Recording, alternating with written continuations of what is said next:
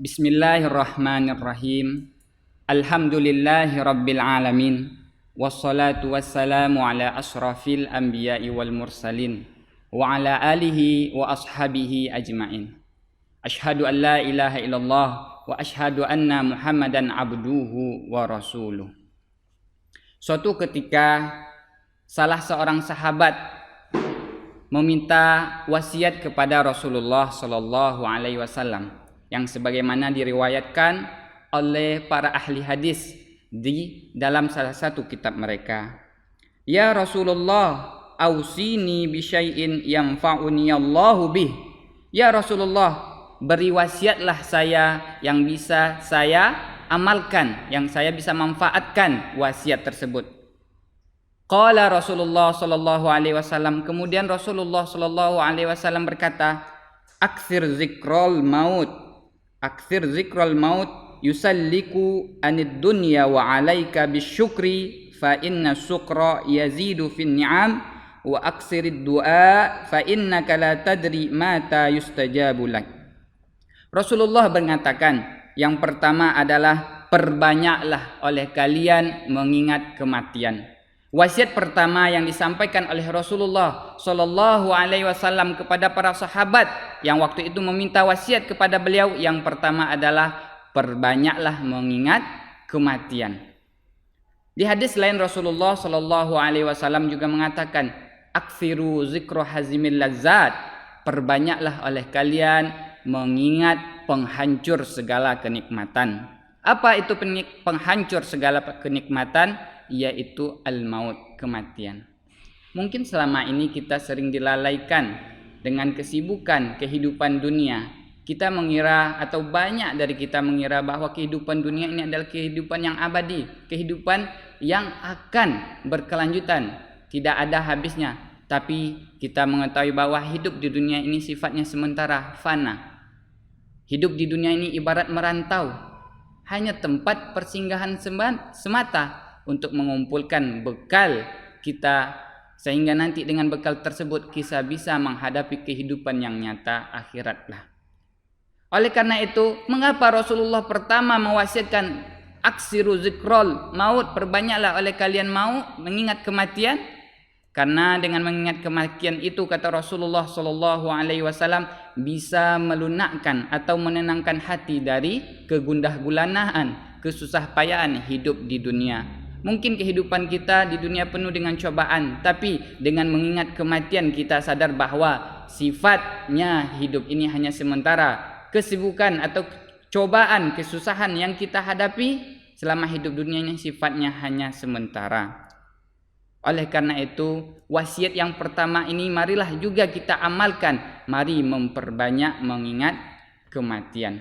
Kita hidup di dunia ini bukan untuk hidup selamanya, hidup untuk mencari bekal. Apa kata Allah Subhanahu wa taala dalam Al-Qur'an? Fatazawwadu fa inna khairaz zadi taqwa. Berbekallah kalian, persiapkanlah bekal oleh kalian, karena sebaik-baik bekal adalah takwa. Takwa adalah sebaik-baik bekal kita untuk menghadapi atau memasuki kehidupan yang nyata. Inna akramakum indallahi atqakum.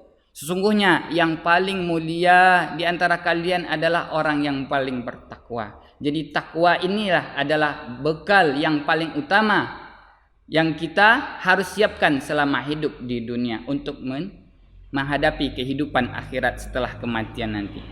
Wasiat yang kedua disampaikan oleh Rasulullah sallallahu alaihi wasallam, yaitu alaika bisyukri fa inna syukra yazidu fin ni'am. Mestilah kalian harus selalu bersyukur, karena dengan bersyukur tersebut bisa menambah nikmat Allah untuk kalian.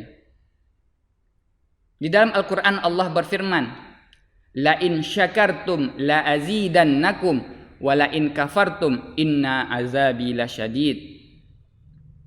Bersyukurlah kalian. Kalau seandainya kalian bersyukur atas nikmatku, sungguh akan aku tambah nikmat tersebut. Tapi apabila atau jikalau kalian kufur terhadap nikmatku yang banyak tersebut, ketahuilah sungguh azabku sangat pedih. Oleh karena itu kita harus memperbanyak bersyukur. Kebanyakan dari kita bersyukur atas sesuatu yang tampak, materi yang bisa dirasakan. Terlalu picik rasanya kalau kita menganggap seperti itu. Nikmat Allah yang begitu banyak hanya kita batasi dalam berupa nikmat yang nampak. Tapi kalau kita sadari rezeki Allah, nikmat Allah itu begitu luas, banyak yang tidak kita sadari. Dan nikmat-nikmat yang tidak kita sadarilah itulah yang mesti harus selalu kita syukuri. Contohnya bisa kita melihat keluarga yang sehat, keluarga yang harmonis, istri yang soleha, anak yang sehat. Itu adalah merupakan rezeki, nikmat dari Allah. Tetangga yang baik, tetangga yang harmoni hidup kita dengan dia adalah rezeki. Tidak melulu rezeki itu dinilai berupa uang.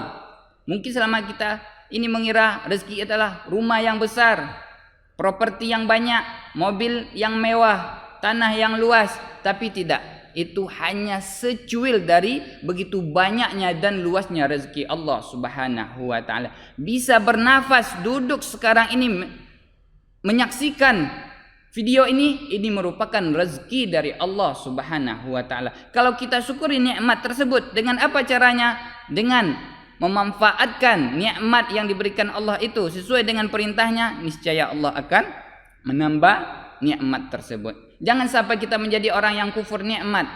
Nikmat yang telah diberikan oleh Allah tapi kita sadar kita masih kurang.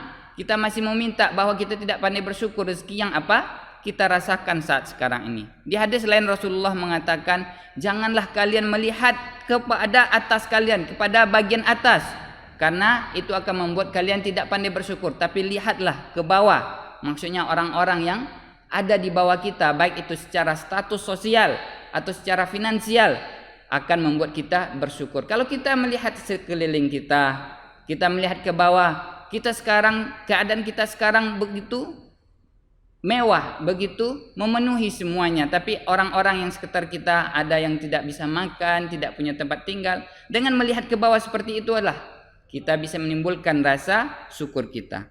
Yang terakhir adalah wasiat yang disampaikan oleh Rasulullah sallallahu alaihi wasallam, perbanyaklah oleh kalian berdoa atau meminta kepada Allah Subhanahu wa taala. Karena kalian tidak tahu doa yang mana dan kapan yang diijabah oleh Allah Subhanahu wa taala. Orang yang sombong adalah orang yang tidak mau meminta berdoa kepada Allah Subhanahu wa taala. Dia mengira segala sesuatu yang dia dapatkan di dunia ini adalah hasil jerih payah dia sendiri. Dia tidak mengikut sertakan bahwa sungguhnya ada taufik dari Allah Subhanahu wa taala terhadap segala sesuatu yang dia dapatkan. Itu merupakan adalah orang yang sombong. Oleh karena itu, perbanyaklah doa, karena dengan doa itu bisa kita menunjukkan bahwa manusia itu adalah dhaif, lemah. Kita memang diciptakan oleh Allah membutuh kepada Allah Subhanahu wa taala.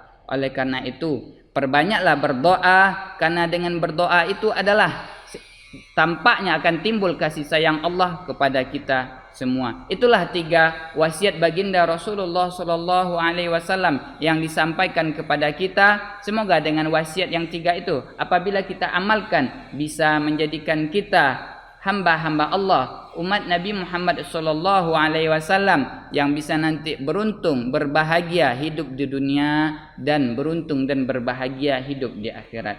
Akhirul kalam, assalamualaikum warahmatullahi wabarakatuh.